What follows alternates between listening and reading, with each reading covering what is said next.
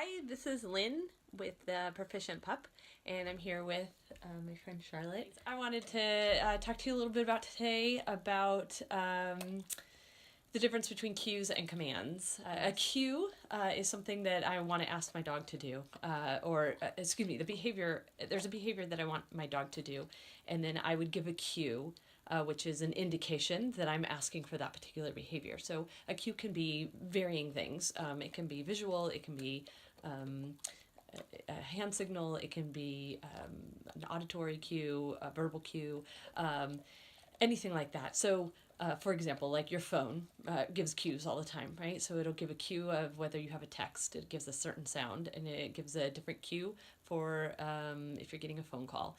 And even you can assign different cues, so you know you're getting a phone call from a parent versus a best friend versus an ex-boyfriend or whatever. So those are all cues to give you information that's going to actually dictate your behavior of whether you're going to answer that phone call or not, or answer that text or not. Because if I ask my dog to do something, I give her a cue, and then she doesn't respond or doesn't want to, I can think there could be different things that are happening there. Either she didn't understand my cue, it wasn't clear, she doesn't know the cue and therefore doesn't know what to do with it, or three, something else is going on in the environment that is preventing her from offering the behavior that I'm asking for, from responding to that cue in the way that I think that she normally does.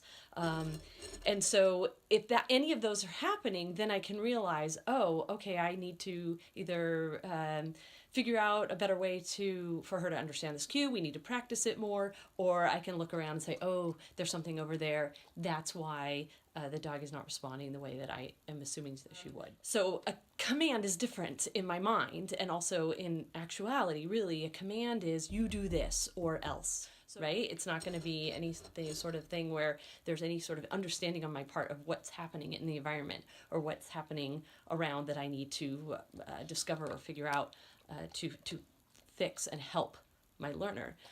So instead, it's all about the learner not doing what I want them to do, and then it takes me down a path of annoyance and frustration with my learner, rather than an understanding of trying to figure out what else is going on. So instead, you can think of it as a cue. You're going to cue your dog.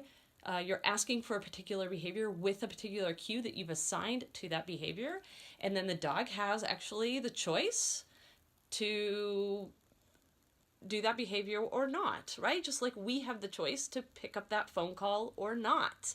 And if we don't want to pick up that phone call, there's something else going on there. We know what the cue means. We know that there's a phone call there waiting for us to pick up. And there is a reason that we are declining that call or accepting that call. And if you're just asking for a command with an or else on the end of it,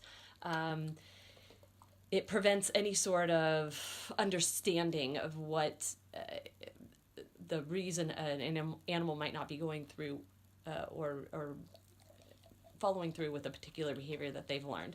So the way I like to think about it when I'm training dogs is that I'm offering them cues. I'm teaching them cues, and then they're responding to it. She gets a little something extra for sitting here with me. Right, Sweetie? Oh, thank you. All right. You have a good one. Again, this is Lynn with the Proficient Pup. All right, bye-bye.